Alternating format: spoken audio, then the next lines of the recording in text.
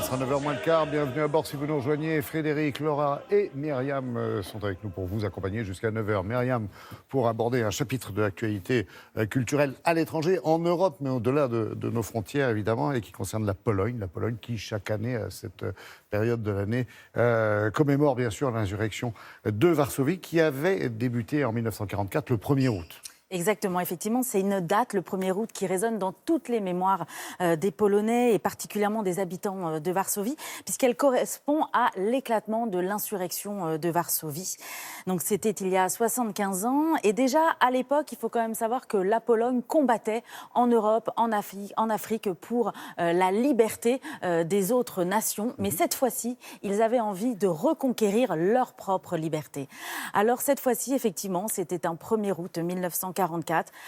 Des Varsoviens, des gens du peuple, mais également des gens de l'armée de Varsovie se sont unis pour l'éclatement de l'insurrection à Varsovie dans le but de repousser l'Allemagne nazie et l'URSS qui souhaitait prendre le pouvoir. L'URSS qui frappait à la porte et exactement, et l'armée rouge qui occupait le pays depuis le début de la Seconde Guerre mondiale. Exactement. Alors la ville de Varsovie, effectivement, avait déjà connu des destructions. On parle notamment du ghetto de Varsovie. Mais l'insurrection de Varsovie, c'est la plus grande tragédie de l'histoire de la ville. Je vous propose de découvrir une histoire de guerre dans la guerre. Regardez.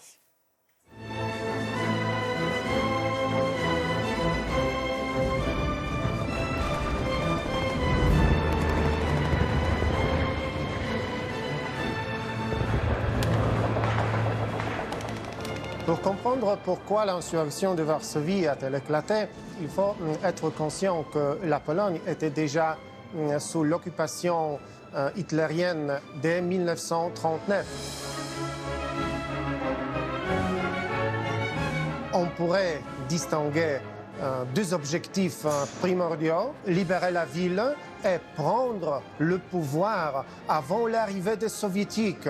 Parce qu'en 1944, Staline a déjà créé son gouvernement pour la Pologne.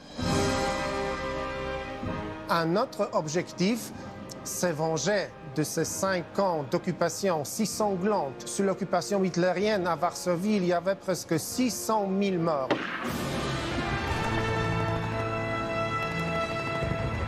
L'insurrection de Varsovie a éclaté le 1er août 1944 à 17h. Ce n'était pas une bataille entre deux armées, mais entre tous les Varsoviens qui voulaient se battre et l'armée régulière allemande. En ce qui concerne notre armée clandestine, c'était environ 50 000 soldats, mais très mal équipés. Et l'armée allemande était très très forte, soutenue par des chars, par l'artillerie. Varsovie n'a pas obtenu d'aide militaire de nos alliés. C'est pour ça que la lutte a fini après 2 mois, après 63 jours.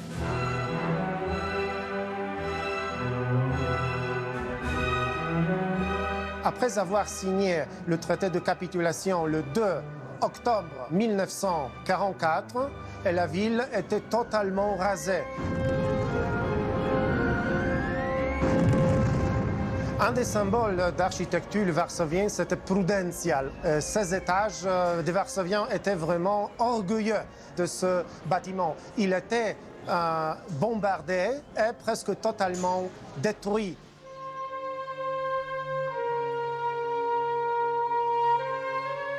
La sirène est aussi un symbole de la défense de la ville pendant l'insurrection. Le visage de la sirène, c'est le visage de Krystyna Krachelska. Elle était morte au début de l'insurrection.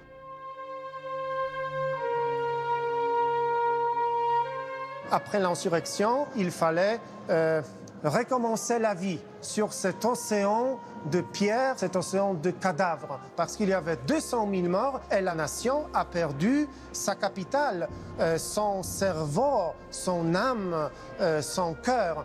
Cet événement est si tragique dans notre conscience.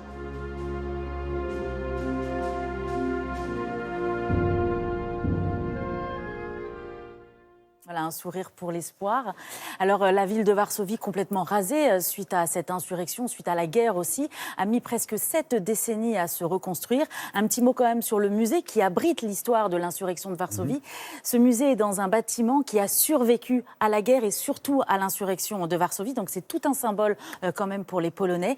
Et puis le 1er août prochain, comme chaque année, 1 minute de silence dans tout le pays en mémoire de toutes les victimes de la guerre et de l'insurrection. Merci pour cette évocation, Myriam. Merci.